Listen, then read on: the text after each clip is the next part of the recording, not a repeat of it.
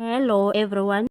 The meeting between the ANC's top officials and former President Thabo Mbeki on Tuesday evening has been described as robust and cordial.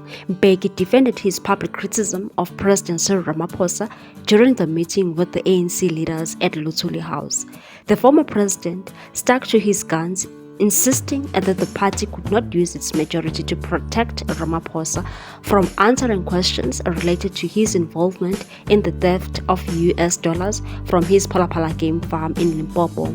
The meeting came after Mbeki penned a strongly worded letter where he suggested that the ANC used its majority in parliament to vote against any investigations into the PhalaPhala saga because it suspected Ramaphosa had done something wrong.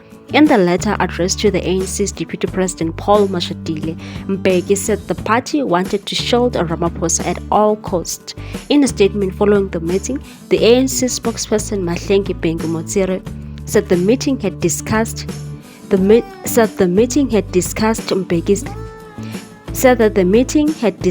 Mbeki's letter in a comradely and collegial spirit. She said amongst the key areas of discussion was the matter of constitutional democracy, including the role of parliamentary oversight and how this needs to be managed. It's considered a view of the ANC that when all three arms of the state work in step with one another, any matter of national interest gets to be fully ventilated.